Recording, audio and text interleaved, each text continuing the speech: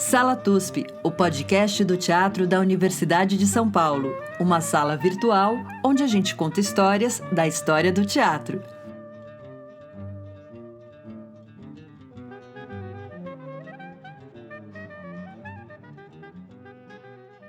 Olá, ouvintes do Sala TUSP, bem-vindos à nossa sala virtual, conversando sobre as teatralidades brasileiras e sobre grandes nomes do nosso país.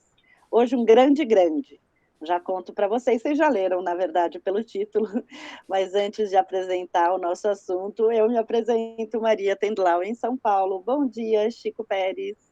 Bom dia, Maria. Bom dia, ouvintes, diretamente de Bauru, nosso 34º podcast. Quem diria que chegaríamos a 30 números, né?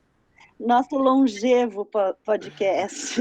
A gente estava brincando aqui, que será que vai conseguir chegar ao número das nossas idades? Por favor, nos ajudem. O Chico já me avacalhou, já disse que na dele chegaria, na minha mais difícil. É porque a gente não consegue bater acima dos 100, né? Enfim. Não, nem quero, pelo amor de Deus. E hoje a gente está conectados com um lugar que tem fuso horário, dá para acreditar? E nós não nos tocamos que tinha fuso horário, isso que é mais bizarro. E o lugar é no Brasil. Estamos conectados com Rondônia, com Tadeu Pereira dos Santos. Oi, Tadeu.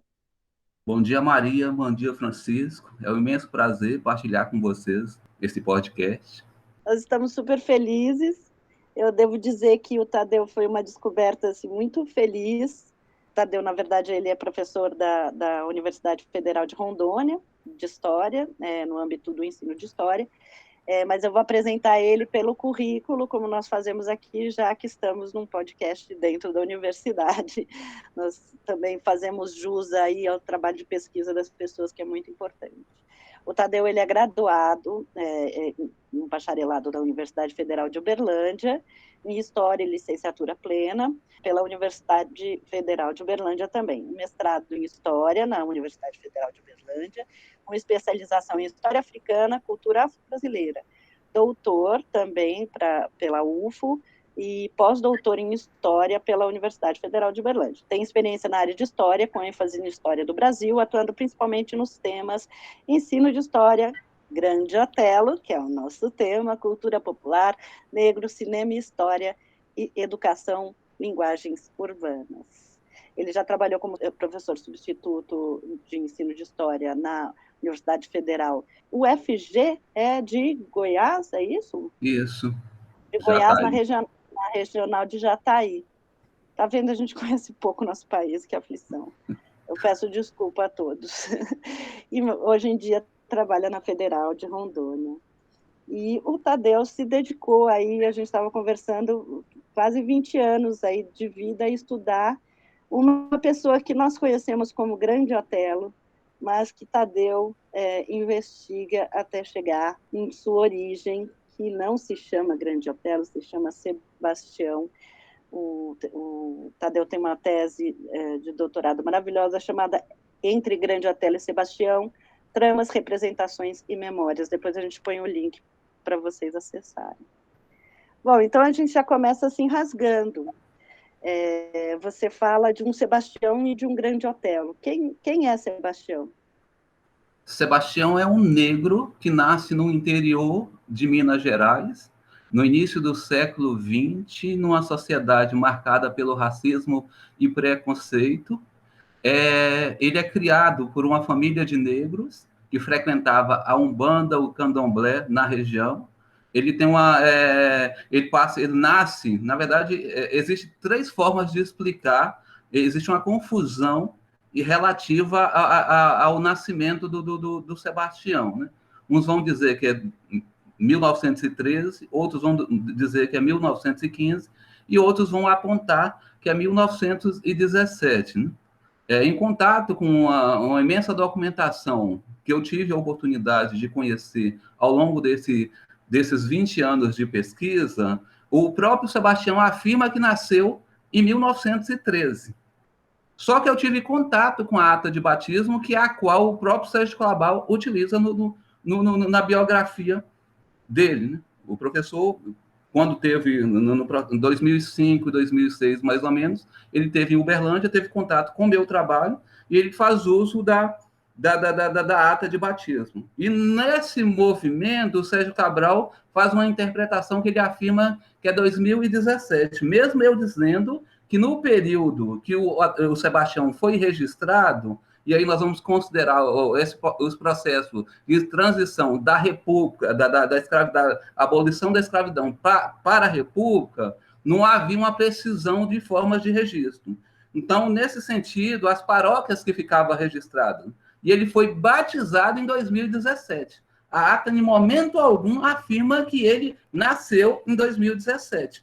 E nesse intercruzamento de documentações, há uma possibilidade que ele diz assim, as pessoas que me conhecem, dos familiares, dizem que eu nasci 2 anos mais velho, que seria a data que costumeiramente nós conhecemos, que é 1915.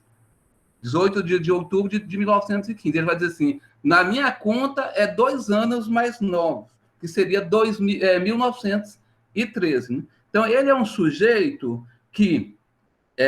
o Sebastião é um sujeito que se constitui na Umbanda, ele tem uma experiência na Umbanda, ele é batizado na Umbanda no início do século XX, ele aprende os preceitos do terreiro, do candomblé e da Umbanda, ele vai carregar com ele isso. Então, até de 1915, se tomarmos como a data que nós costumeiramente conhecemos, que é o de nascimento, que é 18 de outubro de 1915, ele vive em São Pedro de Uberabinha, que era o primeiro nome de Uberlândia, hoje a atual Uberlândia. Nesse espaço, o Sebastião vai construir uma relação com os terreiros de Umbanda, com o prostíbulo da Maria Cobra, é onde ele aprende a fazer as primeiras experiências artísticas, a incorporar os ritmos do machixe e outros estilos.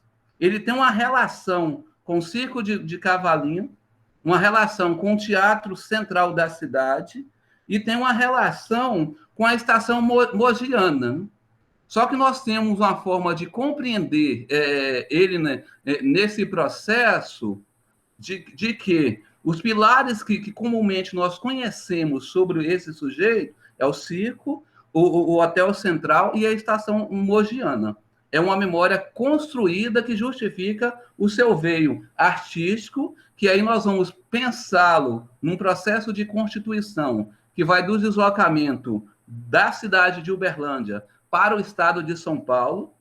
E aí, dentro dessa lógica, nós vamos perceber as companhias negras de teatro de revista, onde tem um papel importante no veio artístico, o Colégio Coração de Jesus, onde ele estuda também. Eu vou colocar de alguma forma, primeiramente, como é que é lido esse sujeito. Então, ele vem nessa... existe um veio cronológico de como tecê-lo e de como compreendê-lo no campo da operacionalidade, de uma biografia tradicional, né? Do qual a experiência dele vai romper com toda essa estrutura. Né? Então, se nós pegarmos dentro dessa lógica, nós vamos de Uberlândia, Circo de Cavalinho, Estação Mogiana e Hotel Central. Depois nós vamos passar pelas companhias negras de teatro de revista. Nós vamos para um movimento no Rio de Janeiro, que seria a experiência dele com Jardel Gerco, ali em 1935, de onde deriva o nome artístico, a passagem pela Atlântida, pelo Cassino da Uca, pelo Cinema Novo, o Cinema Marginal, a pornô chanchada, as técnicas de teatro que ele passa a absorver de forma na década de 80, num período que já acho que numa fase da vida, de uma maturidade avançada, ele passa a se aventurar mais pelo campo do teatro, na relação com as novelas da Globo, sim, A Moça, dentre outras novelas que ele vai compondo. Essa é uma possibilidade de leitura que nós podemos fazer com o Sebastião. Só deixa eu te falar como que nós chegamos no Sebastião, porque eu acho que é uma leitura que é muito interessante. A gente não tinha pensado a princípio, até porque o Grande Otelo ele é muito relacionado para a gente com uma figura de cinema, ou desse teatro de revista, que, enfim. a gente entrevistou o Ney Piacentini, que é especialista, enfim, que fez um estudo sobre o Eugênio Kuznet. E, para isso, ele entrevistou grandes atores e grandes artistas que trabalhavam na década de 60 em São Paulo.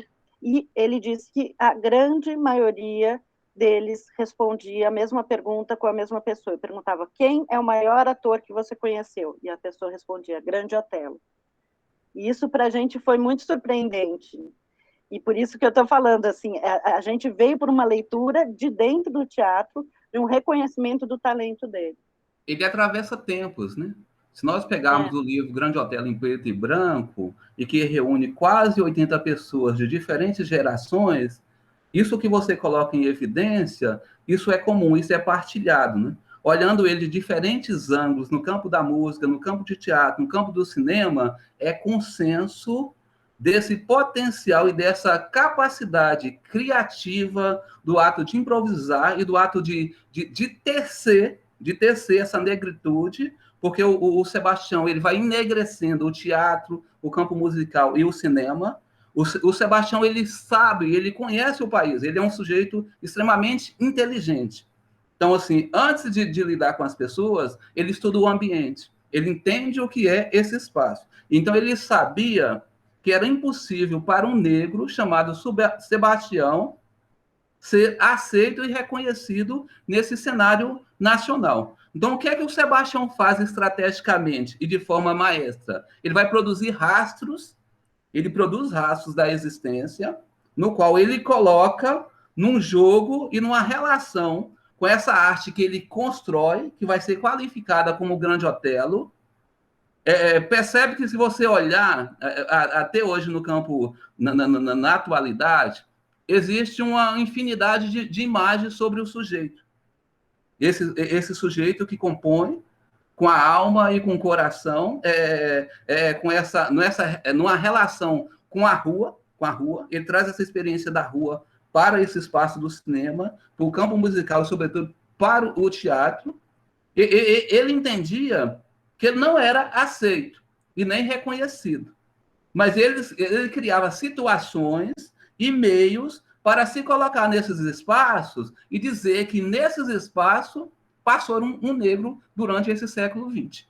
Então, se nós pegarmos da década de 30 à década de 90, é impossível você não localizar numa revista especializada, num jornal, numa revista de cinema, no filme, uma menção e uma louvação ao fazer e o existir do Sebastião tecendo o que nós vamos qualificar aí do Grande Otelo. O Grande Otelo é a arte de qualificar a experiência de um sujeito negro não reconhecido, não aceito, numa sociedade extremamente racista. Então, ele conhece esse meio, né? Tem alguns diálogos dele com Abdias Nascimento que ele dizia o seguinte, né? Eles são muito amigos, eles têm uma relação muito próxima, desde São Paulo, na época da experiência do Sebastião ali em São Paulo, e aí eles se encontram no Rio de Janeiro. Num dos diálogos que ele tem, o Abdias propõe a segregação.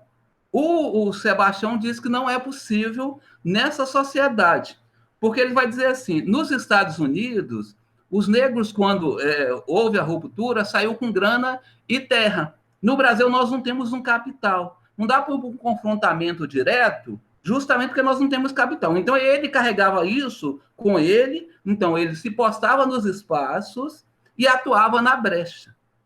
Então, assim, tem muita... no campo do teatro, no campo dos cinemas, existem muitas pistas das contribuições que aparecem, que o Otelo dava, na transformação e na confecção e na construção dos filmes, das peças, das músicas, mas ele não era aceito enquanto... Então, assim, ele sabia que existia um limite para ele.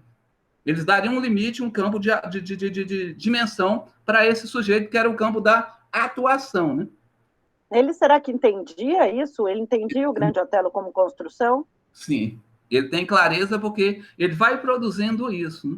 Ele sabia que ele precisasse, então ele se faz vivo na pele dessa arte que ele constrói.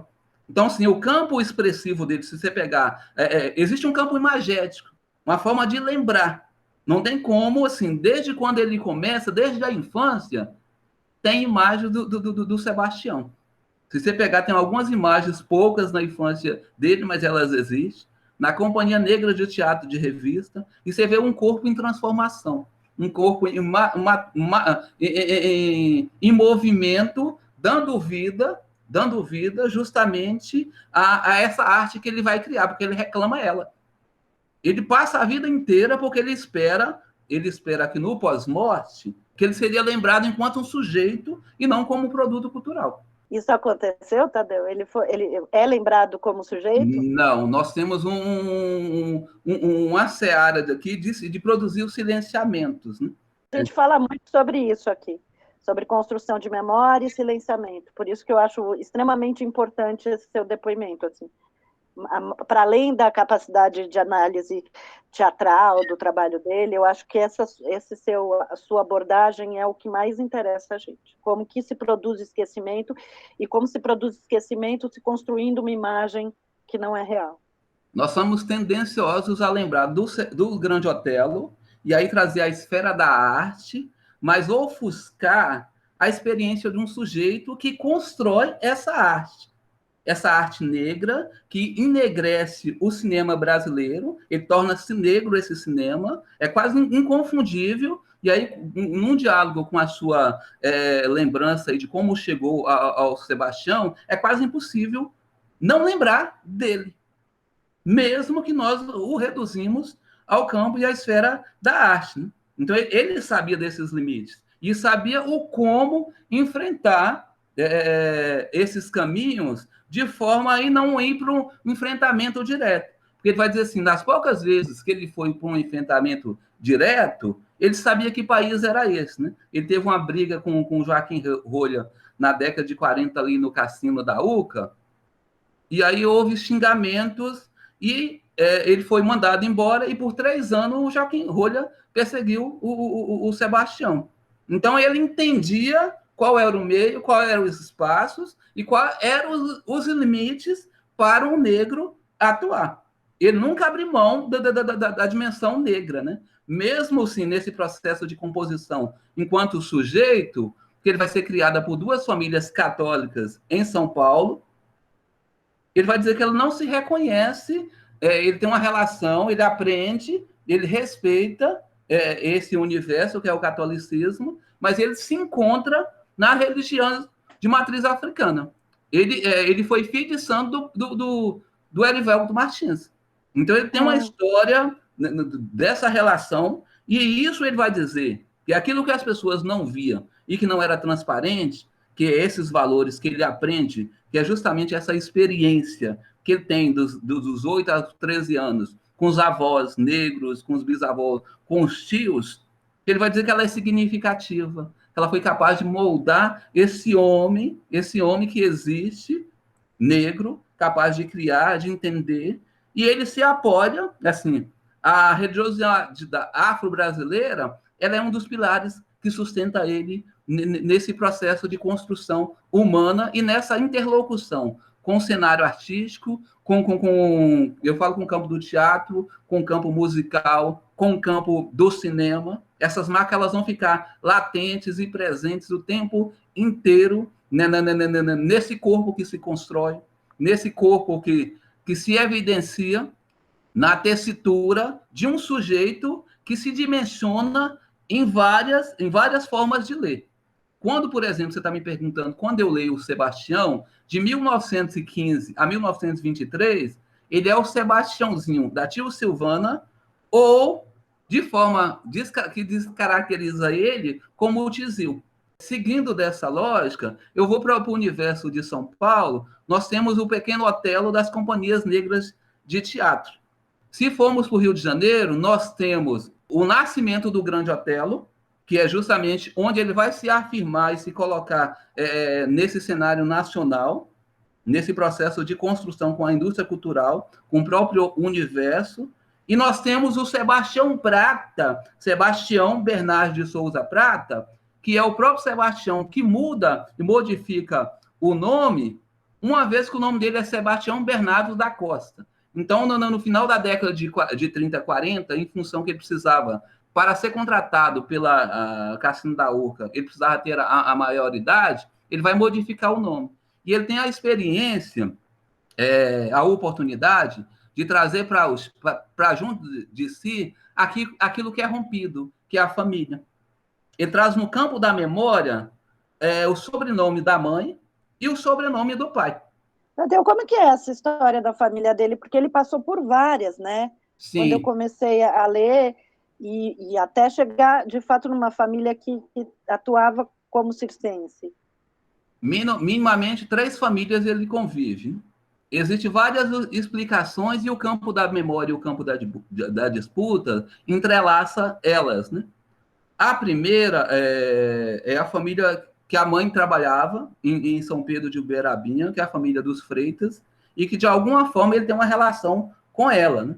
Mas é apresentado como se essa família criasse ele. Ela não criou ele. Ele convivia nesse espaço. Quem cria é a avó, a bisavó tia Silvana, e o tio Bastião, e o vô Bastião, que vai criar esse sujeito, né? Então, ele morava num bairro periférico da cidade, chamada Tabocas, e lá tinha um prostíbulo da Maria Cobra.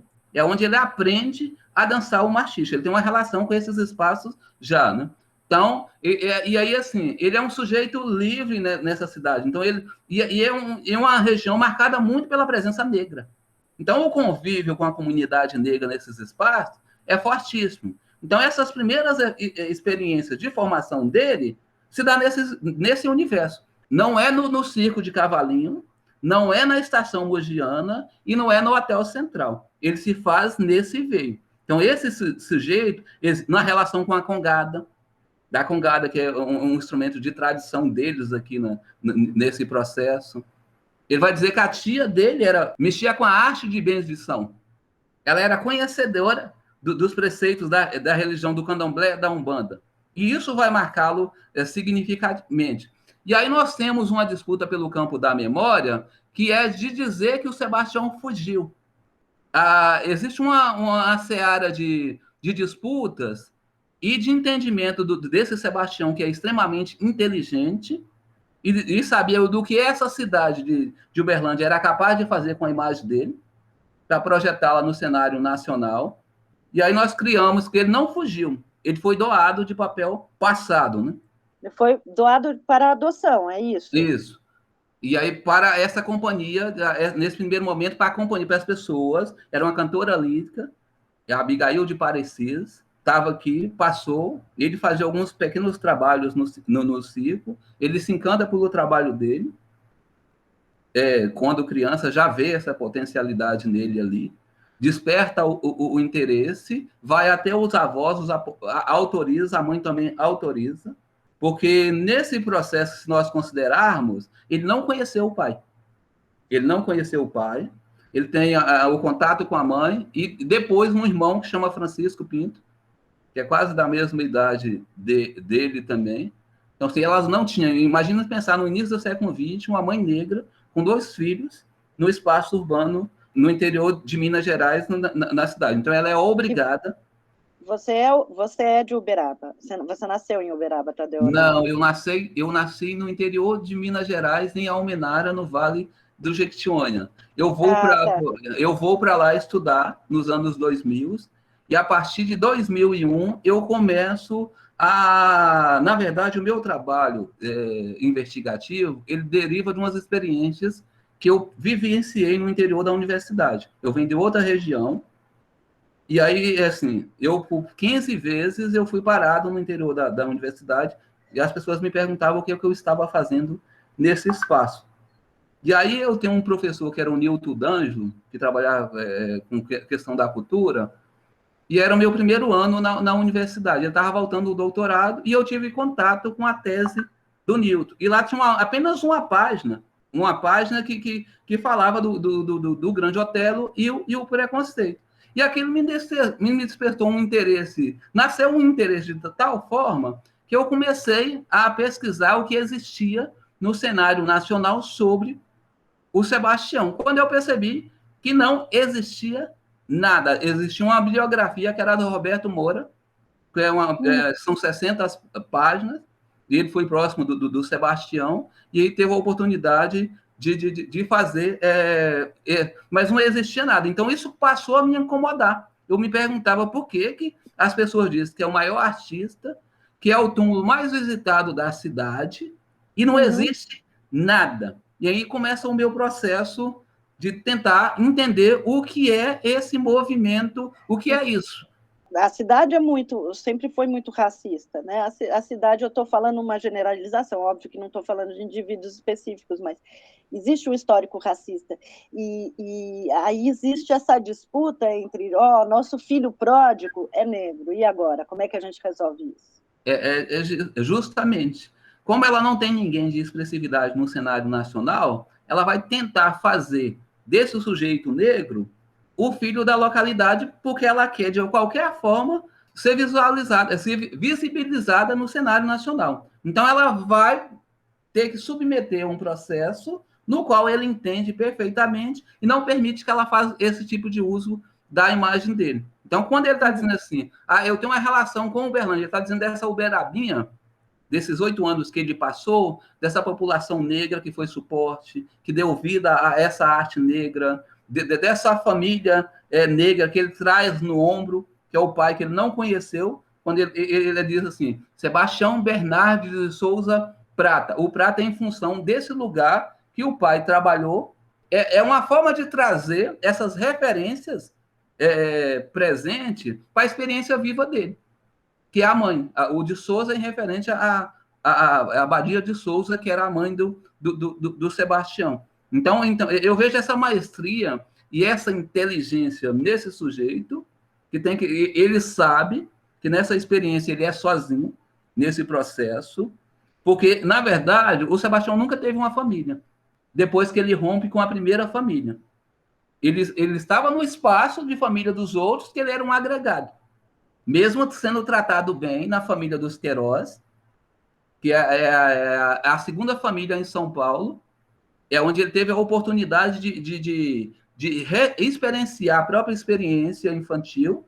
Por lá ele não foi explorado, ele teve a oportunidade de estudar, de brincar, em função das peripécias dele e dos contrastes que ele vivia.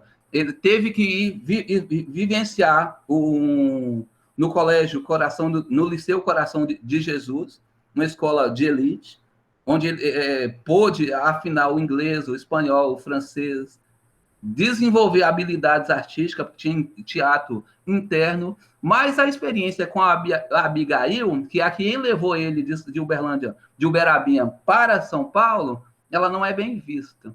Ela é cheia de maltratos, né? Porque ninguém pergunta como é que uma criança negra vai para São Paulo, e aí nós vamos pensar o campo humano, o campo do constituição do sujeito, é levado por uma família, no qual a outra resolve ir para a Itália, vai entregar ele para um abrigo de menores, ele passa a viver na rua, ninguém pergunta como é que o psicológico dessa criança vai sendo formado. E como é que é esse jogo de deslocamento que ele faz? De uma família materna, vai para a família da Abigail, depois vai para a família do outro, ninguém pergunta como é que fica essa criança em formação e como é que ela consegue sobreviver a toda essa violência que foi submetida. Gente, é muito, muito forte, né? Muito forte mesmo. E você acha que, é uma pergunta especulativa agora, mas era talento natural? Era talento natural, era sobrevivência ou foi a prática que ensinou ele a ser Eu acho que ele junta as três coisas. Ele junta as três coisas porque, além do talento, dessa especificidade, ele precisava ter sabedoria e inteligência para sobreviver nesses espaços. Então, quando ele está dizendo para o Abdias Nascimento que não dá para ir para um enfrentamento direto e que o país e que no Brasil as coisas se dão em outra lógica, e aí ele entende que assim são comum na documentação que eu trabalhei ele dizer assim, eu preciso morrer trabalhando. E aí eu fui entender o que significava morrer trabalhando. Ele precisava se perpetuar no tempo para entrar para a seara da memória, para o campo da lembrança. Ele precisava de qualquer forma. Era o desafio dele se manter vivo até a fase final, justamente para dizer assim, ele precisava deixar os rastros da sua existência. Então, ele vai produzindo rastros, né? Para dizer assim, por aqui teve um negro. Há a possibilidade de outros negros transformar esse ambiente. Mas ninguém pergunta qual é o preço que esse sujeito vai pagar para fazer isso nesse processo, né? O Otelo, assim, ele teve sempre um desejo que era constituir uma família. Então, ele vai lutar com unhas e dentes o tempo inteiro. No Rio, ele casou 3 vezes, né? A primeira lá que foi trágico, teve e isso arrebenta com ele. A segunda é com a Olga, e a terceira é com a atriz Josephine Ellen, né? Mas ele vai se voltar e vai dizer assim, eu sempre estive só, né? Ele fazia as relações, ele entendia como é que as pessoas o tratavam, né? As pessoas não o valorizavam e reconheciam. As pessoas apropriavam do trabalho, e aí ele tinha que submeter num jogo e num processo de uma lógica que era diferente, a ausência de empresário, isso naquele movimento ele que fazia diretamente as negociações, e era a luta pela sobrevivência. Ele entendia, as pessoas falam assim, o Sebastião era um boêmio. Para além da boemia, o Sebastião entendia que se não estivesse no meio da boemia, ele não teria um próximo trabalho. Porque na boemia era onde as coisas aconteciam. E ele precisava fazer-se lembrado. Sim. Então ele vai dizer assim, para ele nunca houve trabalho menor. Tem uma história de Piracicaba, né, que ele saiu do hospital para ir se apresentar em Piracicaba, porque falou, não posso parar de trabalhar. Eu achei curiosíssimo, eu morei em Piracicaba. Piracicaba também é uma cidade com uma população negra muito expressiva, os grandes atores negros e diretores negros de lá, mas extremamente racista, como cidades do interior. Dentro do que você está falando, me faz lembrar uma coisa muito interessante. Se você fizer uma pesquisa na internet, você vai notar que existem muitos espaços de teatro ou ruas que levam o nome desse sujeito, mas não há um trabalhar da memória desse sujeito.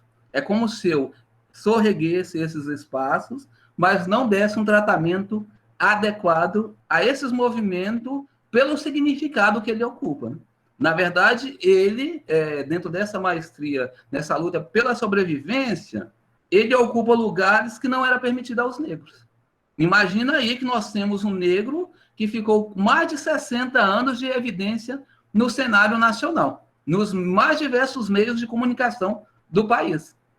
A função cômica tem a ver com isso também, não tem? Quer dizer, vou assumir o personagem cômico porque se rirem de mim, eu vou ser aceito. Não ele sabia, assim, era um jogo de pessoas esclarecidas. Ele sabia o que significava isso, mas para manter e para se sobreviver nesses espaços, porque o grande desafio dele era justamente morrer trabalhando. Era não ser apagado e não ser anulado nesse processo. Então, ele sabia o que é dele que a indústria cultural compararia. E a história com Orson Welles, você chegou a se deter nisso? Sim. Uhum. Na verdade, ali o Otelo é o grande diretor, ele não é o ator, na minha leitura. E aí nós vamos pensar de forma racional o pouco tempo que o Orson está no Brasil. E como é que ele vai conseguir entender essa dinâmica. E ele te apoia. O Otelo não se faz apenas um ator. Há um processo de negociação, mas se você olhar por um outro ângulo, a questão do jangadeiro, da maestria, você vai ver como é que o Otelo vai construindo um roteiro, uma proposta para o Orson Welles, né?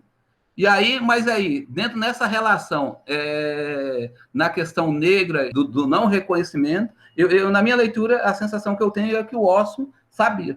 Mas existem os campos dos espaços e dos lugares, e onde ele entra nesse processo. É tanto que o Orson faz questão de ressaltar que ele era um gênio.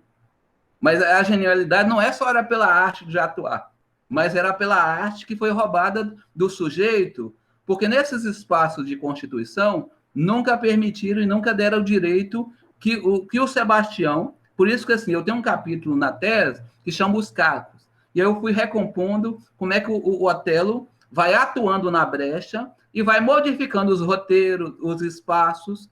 Porque tinha acho que talvez, assim, aí não é a minha área, eu acho que é a área de vocês, aí vocês transitam bem, né? A relação do diretor com o ator, como é que era isso lá atrás, né? O campo do arte, do criar, do improvisar, que ele traz muito para dentro.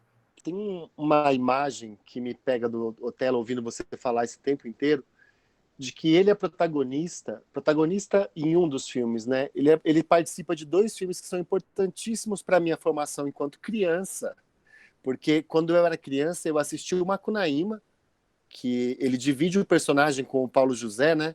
Ele faz do negro, a princípio ele é o Macunaíma 1, e depois quando ele se transforma no Macunaíma branco, esse Macunaíma branco para mim é um palhaço, e sempre me remete que é um negro branquificado. Então o Grande Otelo conseguiu marcar que o personagem é dele, e só tem uma transição ali com o Paulo José, que é um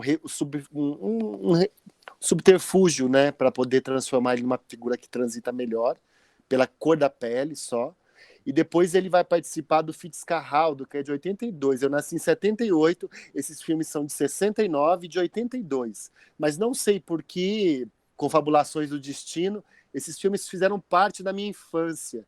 E eu olhava para o Grande Otelo e eu imaginava ele como uma figura inteligentíssima e maravilhosa, porque ele pinta, primeiro, o grande herói nacional, que é o Macunaíma, e depois, no Fitzcarraldo, ele faz uma figura apegada ao passado, porque ele é o Fitzcarraldo é o Herzog que dirige, né, com o Klaus Kinski, mas ele é o chefe da estação de trem que permanece no posto, mesmo com a estação de trem destruída e acabada e comida pela floresta. Ele ainda permanece como uma figura que tenta manter o passado de glória. E ele faz isso como se fosse uma literação do Brasil. E pouca gente faz uma leitura como essa, né? De que o Grande Otelo é essa figura. Você traz esses elementos, nós vamos voltar ao Sebastião. Sebastião rompe com tudo.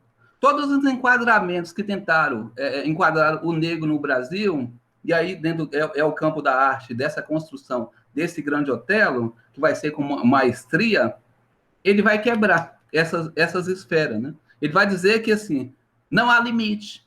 E ele prova isso, ele constrói isso nesse cotidiano, nesse campo artístico, ao dizer a potencialidade desse sujeito, né? E aí esse brincar com o próprio ser negro, né? Esse constituir com o ser negro, né?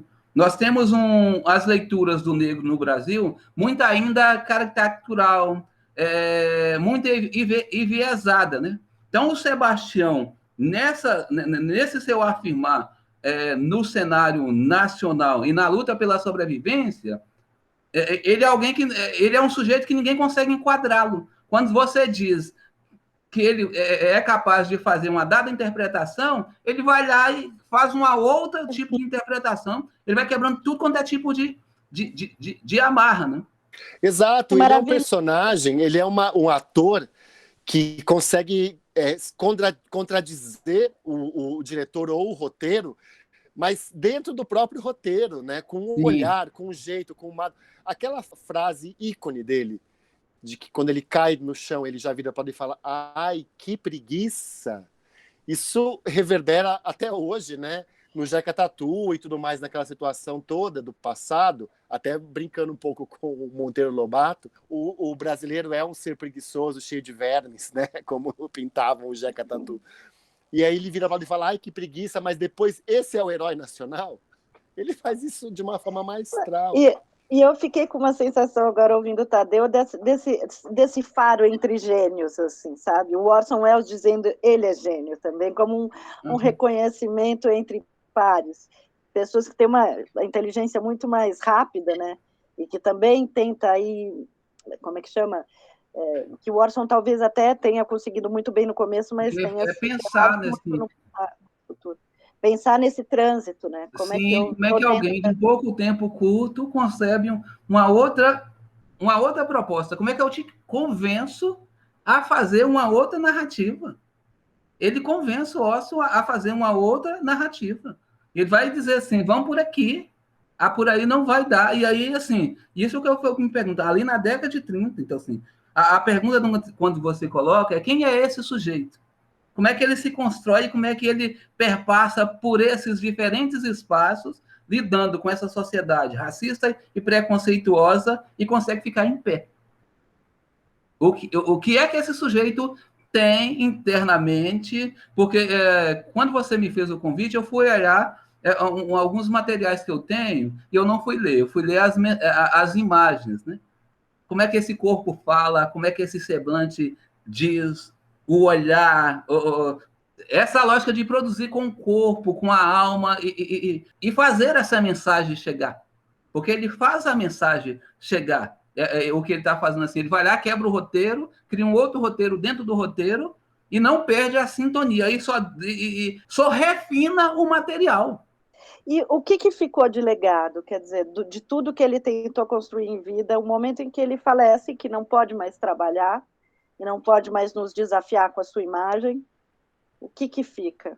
Fica esse desafio para nós, daquilo que você falou, da gente revisitá-lo, da gente...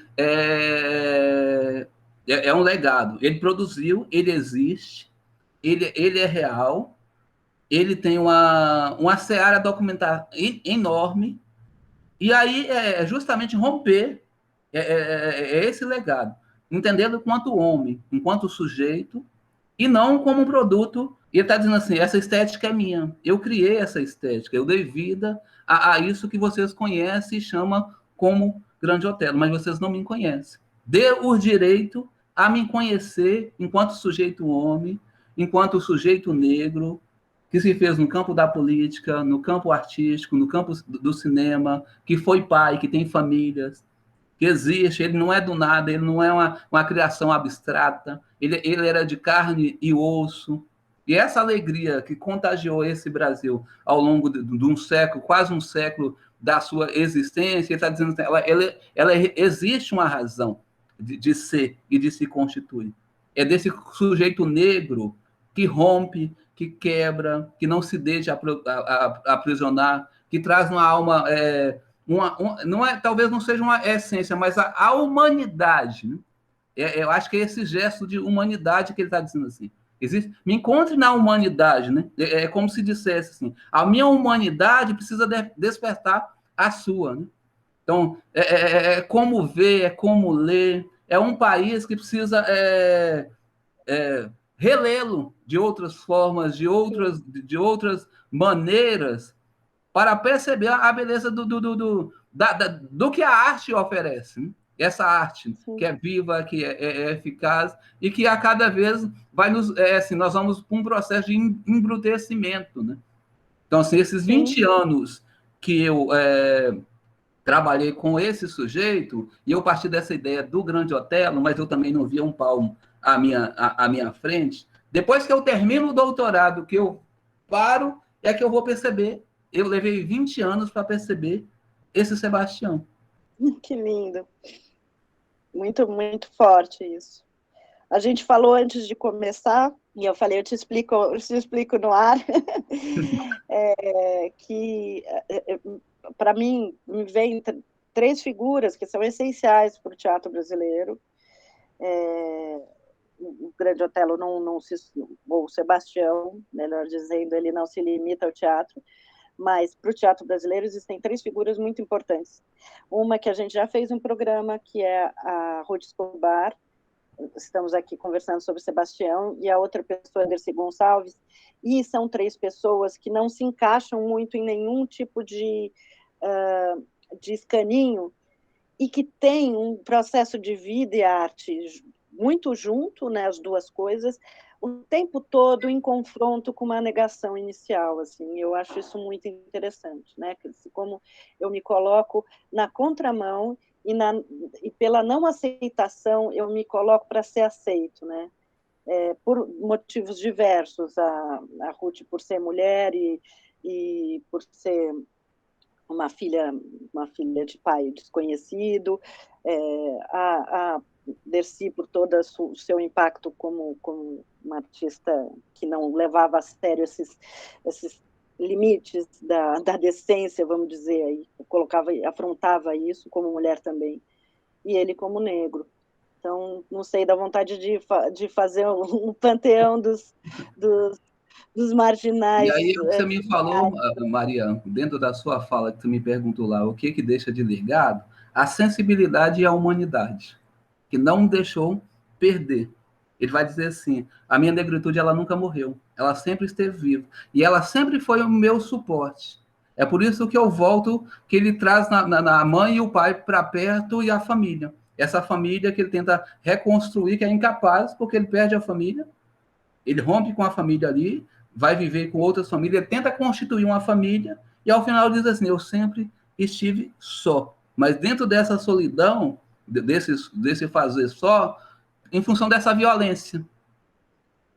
Olha que loucura essa imagem de família também. Daí você é historiador, eu não sou, mas enfim, essa imagem da família do agregado, que é a grande imagem brasileira, né, que o Machado de Assis coloca, enfim, e que é o agregado porque é o prata da família em que o pai trabalhava, ou seja, era uma escravidão que não havia terminado, quiçá terminou hoje, não terminou ainda, né? E aí você falou, você me faz lembrar o que ele diz para o Abdias, né? Isso aqui é ainda um país escravocrata. Você quer com um enfrentamento direto, eu vou ser morto, eu vou ser esmagado. Eu não tenho como fazer esse tipo de enfrentamento. Eu preciso criar outras vias, e aí eu acho que a sabedoria, a inteligência, a maestria, justamente para entender. Ele sabia qual era o propósito, e onde ele queria chegar, que era morrer trabalhando. Ele vai enfrentar tudo e todos para se manter vivo. Então ele diz assim, o artista não tem trabalho menor, não tem trabalho isso, não tem trabalho aquilo. Então ele precisava se manter também no jogo da indústria cultural, ele se permanecer vivo. Então ele sabia como provocar, como atrair, ele sabia que ele era um objeto que o grande público adorava, ele era vendável, ele era comercializável. Não dá nem para explicar o que é essa maestria desse sujeito. Quando você vai adentrando ao universo dele, vai conhecendo ele, né? Tanto que ele só fala da religiosidade afro na década de 70, mais aberta. Sim. Ele não fala dela antes porque ele entende esse jogo. Inclusive, ele casa na igreja, quando ele casa com a Josefine e com a Olga, na igreja católica. Sim. Por entender essa esfera, né? Assim, e desses grandes nomes que passam na trajetória dele, que constitui, né? Desde Vargas a Juscelino, dentre outros, ele está ali, ele consegue ir, né? Então, ele se fez jornalista, ele trabalhou em revista, ele foi funcionário do Ministério Público, ele tem uma série de composições, ele no campo é um dos campos que ele sente uma tristeza por não ter sido, assim como no teatro e no cinema, não teve a mesma, mas eu tenho quase uns 15 vinis eu tenho que eu comprei. Revista eu devo ter quase mais de 700, que eu fui comprando ao longo desse percurso, né? E aí eu fui adentrando, porque quando você falou da questão da memória, dificuldade, porque não foi fácil. Em Uberlândia, o que eu encontrei? Uma pasta de jornal com 5 ou 6 recortes de jornais que falava sobre a morte. E aí eu tive que passar toda aquela documentação do arquivo para encontrar as páginas e por que essa cidade não falar. De fato, existem matérias produzidas, mas eu fui como se tivesse que escavar nesses espaços. Né?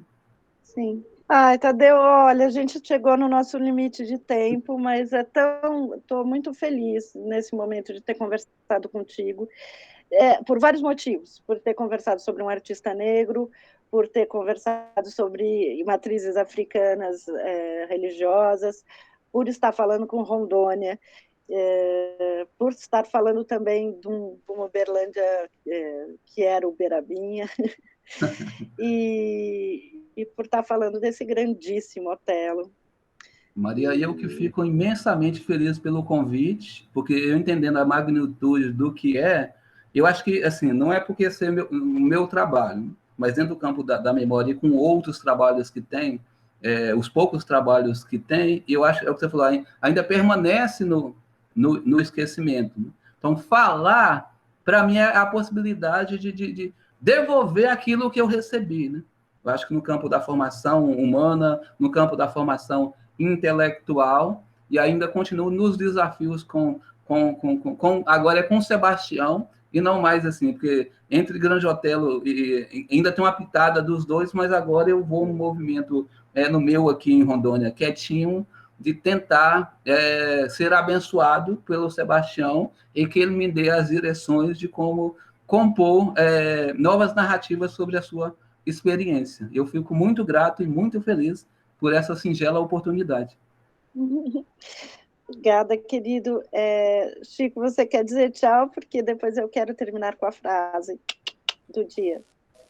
Eu quero sim, agradecer muito, Tadeu, mesmo a oportunidade de falar com você, de rememorar. Realmente é uma figura que foi importante na minha infância, né? O Grande Otelo. Apesar de ter um contato com ele com só 2 obras, mas foram 2 obras muito importantes para a minha vida. E é engraçado, porque hoje em dia é uma das frases que eu mais uso. Ai, que preguiça.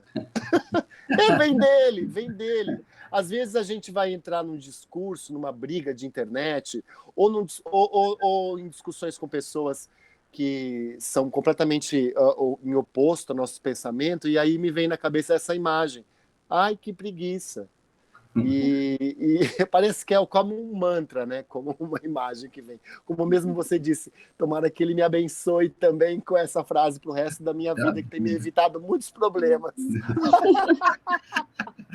E muito agradecido por rememorar essa história que ela não é acessível para nós, né? Ela é escondida, velada e esquecida, justamente por ser uma figura que não se adequa, não é o ideal brasileiro, não é uma pessoa que deve ser vista como o herói nacional, mas esqueçam essa história e lembrem, Grande Otelo é o Macunaíma, o herói nacional. Não.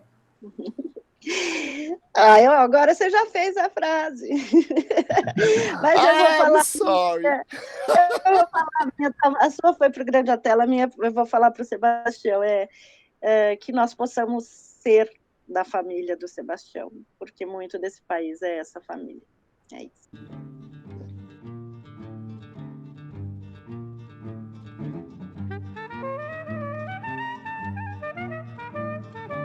Esse foi o Sala TUSP. Sala TUSP, o podcast do Teatro da Universidade de São Paulo.